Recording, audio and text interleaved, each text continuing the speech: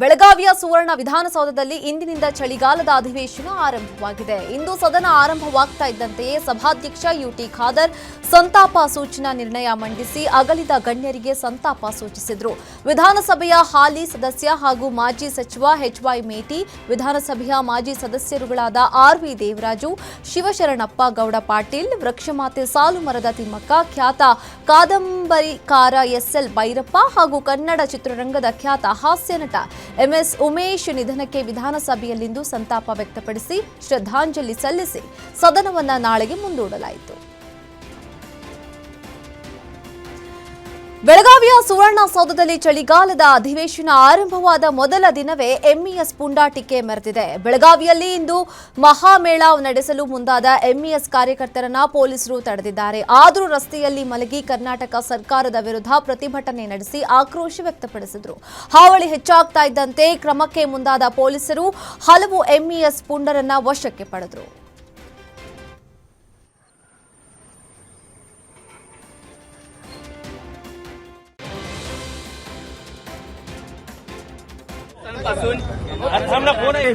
Sir काय होतं sir कशाला सर सांगा संयुक्त महाराष्ट्र मुर्दाबाद मधले कर्नाटक सरकार मुर्दाबाद मुर्दाबाद.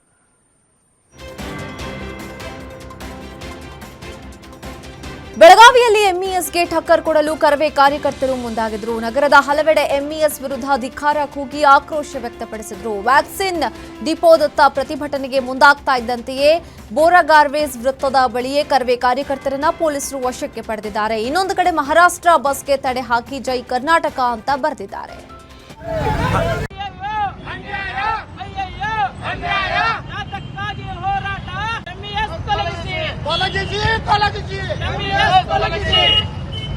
ಕನ್ನಡಿಗರ ಕಲ್ಪತರು ಎಂಇಎಸ್ ಗುಂಡಾಗಳಿಗೆ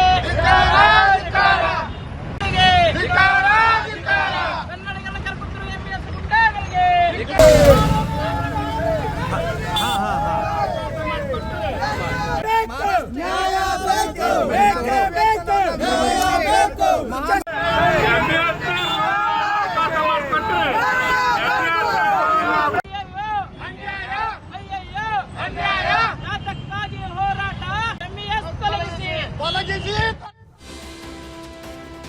ಬೆಳಗಾವಿಯಲ್ಲಿ ಎಂಇಎಸ್ ಮಹಾಮೇಳಾವ್ಗೆ ಅವಕಾಶ ಕೊಡದ ಹಿನ್ನೆಲೆಯಲ್ಲಿ ಕೊಲ್ಹಾಪುರದಲ್ಲಿ ಶಿವಸೇನೆ ಪುಂಡಾಟ ಮೆರೆದಿದೆ.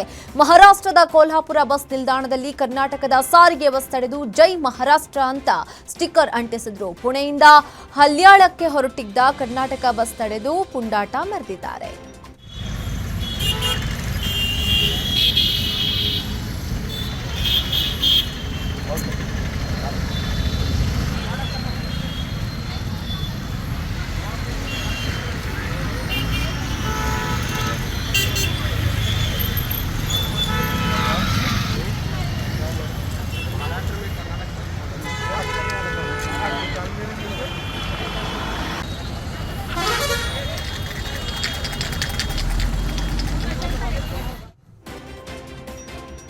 ಬೆಳಗಾವಿ ಅಧಿವೇಶನದ ನಡುವೆಯೇ ಮತ್ತೆ ಸಿದ್ದರಾಮಯ್ಯನವರೇ 5 ವರ್ಷ ಸಿಎಂ ಅಂತ ಎಂಎಲ್ಸಿ ಯತೀಂದ್ರ ಸಿದ್ದರಾಮಯ್ಯ ಪುನರ್ ಉಚ್ಚರಿಸಿದ್ದಾರೆ.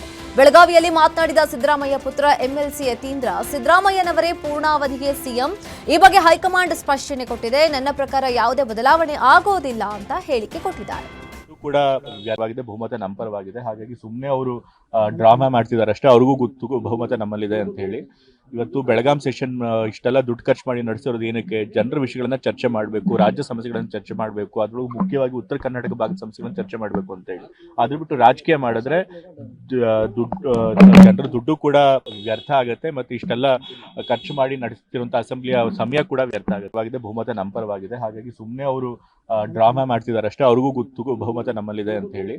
ಇವತ್ತು ಬೆಳಗಾಂ ಸೆಷನ್ ಇಷ್ಟೆಲ್ಲ ದುಡ್ಡು ಖರ್ಚು ಮಾಡಿ ನಡೆಸಿರೋದು ಏನಕ್ಕೆ? ಜನರ ವಿಷಯಗಳನ್ನ ಚರ್ಚೆ ಮಾಡಬೇಕು, ರಾಜ್ಯ ಸಮಸ್ಯೆಗಳನ್ನ ಚರ್ಚೆ ಮಾಡಬೇಕು, ಅದ್ರೊಳಗೆ ಮುಖ್ಯವಾಗಿ ಉತ್ತರ ಕರ್ನಾಟಕ ಭಾಗದ ಸಮಸ್ಯೆಗಳನ್ನ ಚರ್ಚೆ ಮಾಡಬೇಕು ಅಂತ ಹೇಳಿ.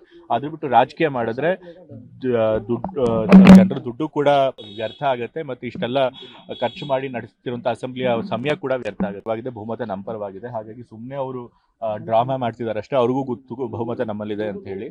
ಇವತ್ತು ಬೆಳಗಾಂ ಸೆಷನ್ ಇಷ್ಟೆಲ್ಲ ದುಡ್ಡು ಖರ್ಚು ಮಾಡಿ ನಡೆಸಿರೋದು ಏನಕ್ಕೆ? ಜನರ ವಿಷಯಗಳನ್ನ ಚರ್ಚೆ ಮಾಡಬೇಕು, ರಾಜ್ಯ ಸಮಸ್ಯೆಗಳನ್ನ ಚರ್ಚೆ ಮಾಡಿ ವಿಷಯಗಳು ಕರೀತಾರೆ. ಸೊ ಹೋಗಿ ಮಾತಾಡ್ಕೊಂಡು ಬರ್ತಾರೆ. ಇರೋ ಇಲ್ಲಿ ಏನ್ ಪರಿಸ್ಥಿತಿ ಅದನ್ನ ತಿಳಿಸ್ತಾರೆ. ನನ್ನ ಪ್ರಕಾರ ಅಲ್ಲ ಈಗಲೇ ಯಾತಕ್ಕೆ ಹಾಗಾಗೋದು ಹೀಗಾಗೋದು ಅಂತ ಯಾಕಂದ್ರೆ ಊಹಾಪೋಹಗಳ ಬಗ್ಗೆ ಈಗಾಗಲೇ ನಾವು ಹೌದು ಎಲ್ಲಾ ಪಕ್ಷಗಳಲ್ಲೂ ಒಗ್ಗಟ್ಟಿದೆ ಅಂತ ಒಗ್ಗಟ್ಟು ಕೂಡ ಇದೆ. ಅದ್ರೊಳಗೆ ಏನ್ ಇದಿಲ್ವಲ್ಲ, ಒಗ್ಗಟ್ಟಿದೆ ಅನ್ನೋದು ಏನ್ ಸುಳ್ಳಿಲ್ವಲ್ಲ, ಒಗ್ಗಟ್ಟಂತೂ ಇದೆ ಕೂಡ. ಅದು ತಪ್ಪುತ್ತಾರೆ ಅಂತ ಹೇಳಿದ್ದಾರೆ. ಈಗ ಗೊಂದಲ ಇದೆ ಇತ್ತು. ಯಾಕೆ ಅಂತಂದ್ರೆ ಅವರು ಡಿ.ಸಿ. ಅವರು ಕೇಳಿದ್ರು, ತಾವು ಎಲ್ಲ ಆಕಾಂಕ್ಷಿಗಳು ಇರ್ತಾರೆ. ಸೊ ಆದ್ರೆ ಹೈಕಮಾಂಡ್ ಈ ಬಗ್ಗೆ ಅದ್ರ ಬಗ್ಗೆ ತೀರ್ಮಾನ ಮಾಡಲ್ಲ ಈಗಲೇ ಅಂತ ಹೇಳಿದ್ದಾರೆ. ಸೊ ಆದ್ರೆ 5 ವರ್ಷ ವಿಷಯಗಳು ಕರೀತಾರೆ. ಸೊ ಹೋಗಿ ಮಾತಾಡ್ಕೊಂಡು ಬರ್ತಾರೆ. ಇರೋ ಇಲ್ಲಿ ಏನ್ ಪರಿಸ್ಥಿತಿ ಅದನ್ನ ತಿಳಿಸ್ತಾರೆ. ನನ್ನ ಪ್ರಕಾರ ಅಲ್ಲ ಈಗಲೇ ಯಾತಕ್ಕೆ ಹಾಗಾಗೋದು ಹೀಗಾಗೋದು ಅಂತ ಯಾಕಂದ್ರೆ ಊಹಾಪೋಹಗಳ ಬಗ್ಗೆ ಈಗಾಗಲೇ ನಾವು ಹೌದು ಎಲ್ಲಾ ಪಕ್ಷಗಳಲ್ಲೂ ಒಗ್ಗಟ್ಟಿದೆ ಅಂತ ಒಗ್ಗಟ್ಟು ಕೂಡ ಇದೆ. ಅದ್ರೊಳಗೆ ಏನ್ ಬೆಳಗಾವಿ ಅಧಿವೇಶನದಲ್ಲಿ ಗೋ ರಕ್ಷಣಾ ಕಾಯ್ದೆ ತಿದ್ದುಪಡಿ ಮಾಡುವ ವಿಚಾರಕ್ಕೆ ರಾಯಚೂರಿನಲ್ಲಿ ವಿಶ್ವ ಹಿಂದೂ ಪರಿಷತ್ ಬಜರಂಗದಳ ಪ್ರತಿಭಟನೆ ನಡೆಸಿದೆ. ಅಂಬೇಡ್ಕರ್ ವೃತ್ತದಿಂದ ಬಸವೇಶ್ವರ ವೃತ್ತದವರೆಗೆ ಪಾದಯಾತ್ರೆ ಮಾಡಿ ಹಿಂದೂ ಕಾರ್ಯಕರ್ತರು ಆಕ್ರೋಶವನ್ನು ವ್ಯಕ್ತಪಡಿಸಿದ್ದಾರೆ. ಬಳಿಕ ಬಸವೇಶ್ವರ ಸರ್ಕಲ್ ಬಳಿ ಬೃಹತ್ ಮಾನವ ಸರಪಳಿ ನಿರ್ಮಿಸಿ ಸರ್ಕಾರದ ವಿರುದ್ಧ ಕಾರ್ಯಕರ್ತರು ಆಕ್ರೋಶ ಹೊರಹಾಕಿದ್ದಾರೆ. ಪ್ರತಿಭಟನೆಯಲ್ಲಿ ಗೋ ಸಂರಕ್ಷಣಾ ಕಾಯ್ದೆ ತಿದ್ದುಪಡಿ ಮಾಡಬೇಡಿ ಅಂತ ಕಾರ್ಯಕರ್ತರು ಜಿಲ್ಲಾಧಿಕಾರಿಗಳ ಮೂಲಕ ಸರ್ಕಾರಕ್ಕೆ ಮನವಿ ಮಾಡಿಕೊಂಡಿದ್ದಾರೆ.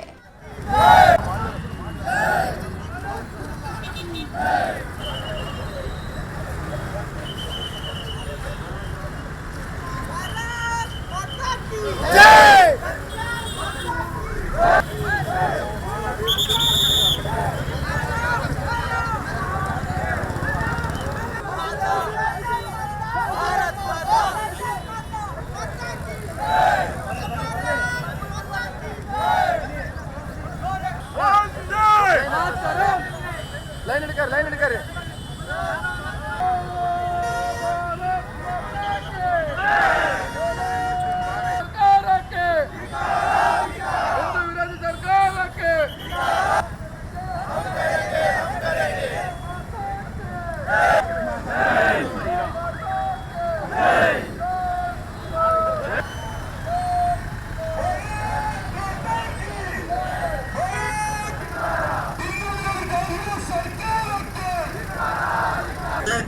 ದೊಡ್ಡದಾದ ಬಂದಿರೋದು ಗೋಮಾತೆ. ಅದೊಂದು ಆಸ್ಥಾ ನಾವು ನಂಬಿಕೆ ಅವ್ರದ್ದು ಆಸ್ಥಾ. ಎಷ್ಟೇ ನಮ್ಗೆ ಗೋಮಾತೆ ಬಗ್ಗೆ ಯಾಕೆ ನಿಮ್ಗೆ ತಿಳಿತಾ ಇಲ್ಲ? ಗೋಮಾತೆ 2028 ಕಾಲಂ ಪ್ರಕಾರ ಇದು ಈ ಒಂದು ತಿದ್ದುಪಡಿ ಮಾಡೋದಕ್ಕೆ ಹೋಗ್ತಾ ಇರೋದು.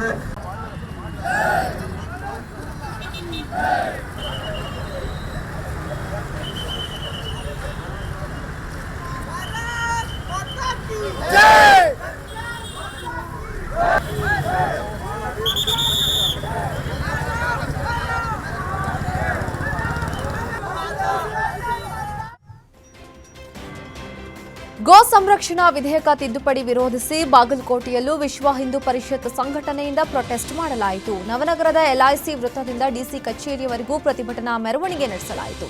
ಪ್ರತಿಭಟನೆಯಲ್ಲಿ ಸರ್ಕಾರದ ವಿರುದ್ಧ ಘೋಷಣೆ ಕೂಗಿ ವಿಎಚ್ಪಿ ಕಾರ್ಯಕರ್ತರು ಆಕ್ರೋಶವನ್ನು ವ್ಯಕ್ತಪಡಿಸಿದರು. ವಿಧೇಯಕಕ್ಕೆ ತಿದ್ದುಪಡಿ ತರುವ ಮೂಲಕ ಸರ್ಕಾರ ಗೋ ಕಳ್ಳರಿಗೆ ನೆರವಾಗ್ತಾ ಇದೆ. ಗೋವು ಸಂರಕ್ಷಣಾ ವಿಧೇಯಕೆಯನ್ನ ಯಥಾರೀತಿ ಮುಂದುವರಿಸುವಂತೆ ಆಗ್ರಹಿಸಿದರು. ಗೋವನ್ನ ರಾಷ್ಟ್ರೀಯ ಪ್ರಾಣಿ ಅಂತ ಘೋಷಿಸಲು ಒತ್ತಾಯಿಸಿ ಎಡಿಸಿ ಅಶೋಕ್ ತೇಲಿ ಮೂಲಕ ಸರ್ಕಾರದ ಮುಖ್ಯ ಕಾರ್ಯದರ್ಶಿಗೆ ಮನವಿ ಸಲ್ಲಿಸಲಾಯಿತು.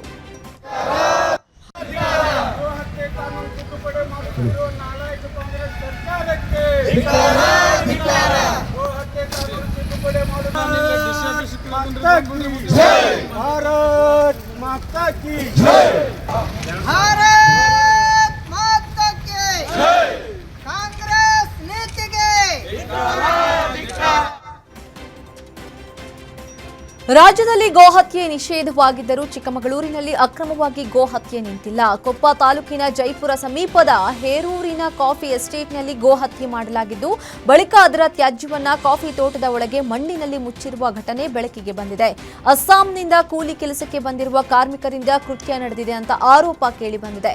2 ದನಗಳನ್ನ ಕೊಂದು ಮಾಂಸ ಹಂಚಿಕೆ ವೇಳೆ ಖಚಿತ ಮಾಹಿತಿ ಮೇರೆಗೆ ಪೊಲೀಸರು ದಾಳಿ ನಡೆಸಿ ಆರೋಪಿಗಳನ್ನ ಹಾಗೂ ಗೋಮಾಂಸವನ್ನ ವಶಕ್ಕೆ ಪಡೆದಿದ್ದಾರೆ. ಆರೋಪಿಗಳಾದ ಅನ್ಸರ್ ಮಜೀದ್ ಮುಜಾಮಿಲ್ನನ್ನ ವಶಕ್ಕೆ ಪಡೆದು ಪೊಲೀಸರು ತನಿಖೆ ಆರಂಭಿಸಿದ್ದಾರೆ. ಹೆಂಗ್ ಸ್ಕಿನ್ ಔಟ್ ಮಾಡಿದಾರೆ ಮಾರ ತಲೆ ಚರ್ಮ ಎಲ್ಲ ಉಂಟು ಕಡಿದನ ಕಪ್ಪು ದನ ಬೋ ಬೋ ಬೋ ಬೋ ಎದಿಗುಡ ಹಿತ್ತಿನ ಗುಟ್ಟ ಹೌದು ನನ್ನ ಮೇಲಿಂದ ಬರ್ತಿದ್ರು ಮಾರ ಹಾಂ ಹಿಡಿದಿಲ್ಲ ಹಾಂ ಇಲ್ಲಲ್ಲ ಅಣ್ಣ ಹ್ಞೂ ಮಸ್ತ್ ತೆಗಿ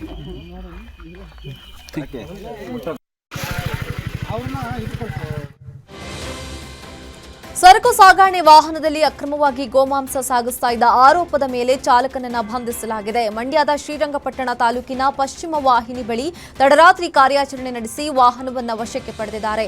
ಹುಣಸೂರಿನಿಂದ ರಾಮನಗರಕ್ಕೆ ಪ್ರಯಾಣಿಸ್ತಾ ಇದ್ದ ವಾಹನವನ್ನ ಹಿಂದೂ ಸಂಘಟನೆಯ ಸದಸ್ಯರು ತಡೆದು ನಂತರ ಪೊಲೀಸರಿಗೆ ಮಾಹಿತಿ ನೀಡಿದರು. ಬಳಿಕ ತಪಾಸಣೆಯ ಸಮಯದಲ್ಲಿ ವಾಹನದೊಳಗೆ ಗೋಮಾಂಸ ಮತ್ತು ದನಗಳ ಕಾಲುಗಳು ಪತ್ತೆಯಾಗಿದ್ದು ಚಾಲಕನನ್ನ ಸ್ಥಳದಲ್ಲೇ ಬಂಧಿಸಲಾಗಿದೆ.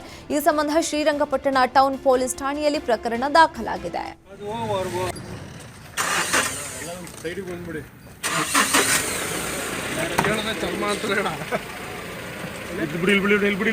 ಬಿಡಪ್ಪ ಏನ್ ಹೆಸರು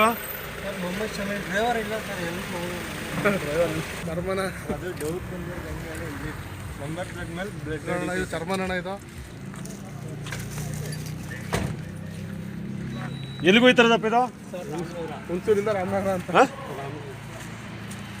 ಮಾಂಸ ಇಲ್ಲ ಬರೀ ಚರ್ಮನೇ ಇದೇನದು ಯಾವ ಹೋಟ್ಲಿಗೆ ಕೇವಲ 7 ದಿನದ ಹಸುಗೂಸನ್ನ ಬಿಟ್ಟು ದಂಪತಿ ಆತ್ಮಹತ್ಯೆ ಮಾಡಿಕೊಂಡಿರುವ ಹೃದಯ ವಿದ್ರಾವಕ ಘಟನೆ ಕೋಲಾರ ಜಿಲ್ಲೆ ಶ್ರೀನಿವಾಸಪುರ ತಾಲೂಕಿನ ಉಪ್ಪಾರಪಲ್ಲಿಯಲ್ಲಿ ನಡೆದಿದೆ. ಅಸ್ಸಾಂ ಮೂಲದ ಫರೀಜಾ ರೆಹಮಾನ್ ಆತ್ಮಹತ್ಯೆಗೆ ಶರಣಾದ ದಂಪತಿ. ಮೃತ ದಂಪತಿ 15 ದಿನಗಳಿಂದಷ್ಟೇ ಶ್ರೀನಿವಾಸ ರೆಡ್ಡಿ ಎಂಬುವರ ಕೋಳಿ ಫಾರ್ಮ್ನಲ್ಲಿ ಕೆಲಸಕ್ಕೆ ಸೇರ್ಕೊಂಡಿತ್ತು. 7 ದಿನಗಳ ಹಿಂದಷ್ಟೇ ರೆಹಮಾನ್ ಫರೀಜಾ ದಂಪತಿಗೆ ಹೆಣ್ಣು ಮಗು ಹುಟ್ಟಿತ್ತು. ಆದರೆ ಇದೀಗ ಪುಟ್ಟ ಕಂದಮ್ಮನನ್ನ ಬಿಟ್ಟು ದಂಪತಿ ಏಕಾಏಕಿ ವಿಷ ಸೇವಿಸಿ ಆತ್ಮಹತ್ಯೆಗೆ ಶರಣಾಗಿದ್ದಾರೆ. ಆತ್ಮಹತ್ಯೆಗೆ ನಿಖರವಾದ ಕಾರಣ ತಿಳಿದು ಬಂದಿಲ್ಲ. ಈ ಬಗ್ಗೆ ರಾಯಲ್ಪಾಡು ಪೊಲೀಸರು ಪ್ರಕರಣ ದಾಖಲಿಸಿಕೊಂಡು ತನಿಖೆ ನಡೆಸಿದ್ದಾರೆ. ಹಣಕ್ಕಾಗಿ ರಿಯಲ್ ಎಸ್ಟೇಟ್ ಉದ್ಯಮಿ ಕಿಡ್ನಾಪ್ ಮಾಡಿದ್ದ ಕೆಲವೇ ಗಂಟೆಗಳಲ್ಲಿ ಆರೋಪಿಗಳ ಎಡೆಮುರಿ ಕಟ್ಟಿದ್ದ ಕೇಸ್ಗೆ ಟ್ವಿಸ್ಟ್ ಸಿಕ್ಕಿದೆ. ಉದ್ಯಮಿ ಲೋಕೇಶ್ ಸ್ನೇಹಿತನಿಂದಲೇ ಕಿಡ್ನಾಪ್ ಸ್ಕೆಚ್ ಆಗಿತ್ತು ಎಂಬ ಸತ್ಯ ವಿಚಾರಣೆ ಸಂದರ್ಭದಲ್ಲಿ ಹೊರಬಂದಿದೆ. ನಿನ್ನೆ ಕಿಡ್ನಾಪ್ ಮಾಡಿದ ಕೆಲವೇ ಗಂಟೆಗಳಲ್ಲಿ 5 ಕಿಡ್ನಾಪರ್ಸ್ ಅನ್ನ ಪೊಲೀಸರು ಬಂಧಿಸಿ ಲೋಕೇಶ್ ಅನ್ನ ಬಚಾವ್ ಮಾಡಿದ್ರು. ಲೋಕೇಶ್ಗೆ ಕಳೆದ 3-4 ತಿಂಗಳ ಹಿಂದೆ ಆರೋಪಿ ಸಂತೋಷ್ ಎಂಬಾತ ಪರಿಚಯವಾಗಿದ್ದ.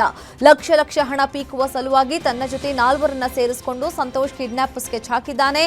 ಪ್ರತಿನಿತ್ಯ ಲೋಕೇಶ್ ಕ್ಲಬ್ ಹೋಗುವುದು ತಿಳಿದಿದ್ದ ಸಂತೋಷ್ ಅಲ್ಲೇ ಟೀಮ್ ಜೊತೆ ಹೋಗಿ ಲೋಕೇಶ್ ಕಣ್ಣಿಗೆ ಕಾರದ ಪುಡಿ ಎರಚಿ ಕಿಡ್ನಾಪ್ ಮಾಡಿ 30 ಲಕ್ಷಕ್ಕೆ ಡಿಮ್ಯಾಂಡ್ ಇಟ್ಟಿದ್ರು. ಕೂಡಲೇ ಲೋಕೇಶ್ ಪತ್ನಿ ಪೊಲೀಸರಿಗೆ ದೂರು ನೀಡಿದ್ರು. ಕ್ಲಬ್ ಬಳಿ ತಪಾಸಣೆ ನಡೆಸಿದ ಪೊಲೀಸರು ಸಿಸಿಟಿವಿ ಮೂಲಕ ಕಿಡ್ನಾಪ್ ಜಾಲ ಭೇದಿಸಿದ್ದಾರೆ. ಮಾಟಗಾತಿಯ ಮಾತು ಕೇಳಿ ಮಹಿಳೆಯ ಕೂದಲು ಕತ್ತರಿಸಿರೋ ಅಮಾನವೀಯ ಘಟನೆ ವಿಜಯಪುರ ಜಿಲ್ಲೆಯ ಹೊನ್ನೊಟಗಿ ಗ್ರಾಮದಲ್ಲಿ ನಡೆದಿದ್ದು ತಡವಾಗಿ ಬೆಳಕಿಗೆ ಬಂದಿದೆ. ಸುಮಾರು 8 ವರ್ಷಗಳ ಹಿಂದೆ ಜ್ಯೋತಿ ಮತ್ತು ಡುಂಡೇಶ್ ವಿವಾಹವಾಗಿದ್ದು ದಂಪತಿಗೆ 3 ಹೆಣ್ಣು ಮಕ್ಕಳಿದ್ರು. ಗಂಡು ಮಗು ಬೇಕೆಂಬ ಆಸೆ ಹೊಂದಿದ್ದ ದುಂಡೇಶ್ ಮತ್ತು ಆತನ ತಂದೆ ತಾಯಿ ಜ್ಯೋತಿಗೆ ಇನ್ನಿಲ್ಲದ ಹಿಂಸೆ ನೀಡ್ತಾ ಇದ್ರು ಎಂಬ ಆರೋಪ ಕೇಳಿ ಬಂದಿದೆ. ಪ್ರತಿದಿನ ಹೆಂಡತಿಗೆ ಕಿರುಕುಳ ನೀಡ್ತಾ ಇದ್ದ ದುಂಡೇಶ್ ಗಂಡು ಮಗು ಬೇಕೇ ಬೇಕೆಂಬ ಆಸೆ ಹೊಂದಿದ್ದ. ಈ ಹಿನ್ನೆಲೆಯಲ್ಲಿ ಆಕೆಯ ಪತಿ ಮತ್ತು ಅತ್ತೆ ಸೇರಿ ಮಹಿಳೆಯ ಕೂದಲು ಬಲವಂತವಾಗಿ ಕತ್ತರಿಸಿ ಈ ಕೃತ್ಯ ಎಸಗಿದ್ದಾರೆ. ಘಟನೆಯ ಬಳಿಕ ರಕ್ತಸ್ರಾವದಿಂದ ಬಳಲಿದ್ದ ಸಂತ್ರಸ್ತೆ ಆಸ್ಪತ್ರೆಯಲ್ಲಿ ಚಿಕಿತ್ಸೆ ಪಡೆದು ನಂತರ ದೂರು ದಾಖಲಿಸಿದ್ದಾರೆ. ವಿಜಯಪುರ ಗ್ರಾಮೀಣ ಪೊಲೀಸ್ ಠಾಣೆಯಲ್ಲಿ ಪ್ರಕರಣ ದಾಖಲಾಗಿದೆ. ಕರ್ಕೊಂಡ್ ಹೋದ್ರಿ ಸರ್ ಮುಳವಾಡಕ್ಕ ಕರ್ಕೊಂಡ್ ಹೋಗಿ ಅಲ್ಲಿ ದೇವ್ ಐತ್ ನಿನ್ಗ ಕೂದ್ಲಾ ಬಿಚ್ಚು ಅಂದ್ರು. ದೇವ್ ಇಲ್ಲ ನಾ ಆರಾಮದಿನಿ ಬ್ಯಾಡ ಅಂದ್ರು. ಒತ್ತಾಗಿಂತ ಕೂದ್ಲಾ ಅದು ಬಿಚ್ಚಿ ಅಲ್ಲಿ ಇದು ಮಾಡಿದ್ರಿ. ಮಾಡಿ ಹೊಳ್ಳಿ ಹೊಂಟಿಗೆ ನಮ್ ಊರಿಗೆ ಬಂದೇವ್ರಿ. ನಮ್ಮವ್ವ ಆರಾಮಿಲ್ಲವ 2 ದಿನ ಕರ್ಕೊಂಡ್ ಹೋಗ್ತೀನಿ ಅಂತ ಬಂದ್ರು. ಆರಾಮಿಲ್ಲ ಅಂತ ಹೇಳೋದ್ರಾಗ ಯಾಕ ಅವ್ರ ಕಳ್ಸಲ್ಲ ಅಂತೀರಿ, ಯಾಕೆ ಬಂದಿ ನೀನು ಹೋಗತ್ ನಮ್ಮ ಅವ್ವಾಗ ಅನ್ನೋದ್ರಾಗ ಆಕಿ ದೇವ್ ಎದ್ದದ ಫೋನ್ ಹಚ್ರಿ ಅತ್ತೆ ದೇವ್ರ ಹೇಳಾಕಿ ಫೋನ್ ಹಚ್ಚಿ ಇಲ್ಲ ನಾ ಆರಾಮದಿನಿ ಅಂದ್ರು ಕೇಳಕ್ ತಯಾರಿಲ್ರಿ ಸರ್. ಕರ್ಕೊಂಡ್ ಹೋದ್ರಿ ಸರ್ ಮುಳವಾಡಕ್ಕ ಕರ್ಕೊಂಡ್ ಹೋಗಿ ಅಲ್ಲಿ ದೇವ್ ಐತ್ ನಿನ್ಗ ಕೂದ್ಲಾ ಬಿಚ್ಚು ಅಂದ್ರು. ದೇವ್ ಇಲ್ಲ ನಾ ಆರಾಮದಿನಿ ಬ್ಯಾಡ ಅಂದ್ರು. ಒತ್ತಾಗಿಂತ ಕೂದ್ಲಾ ಅದು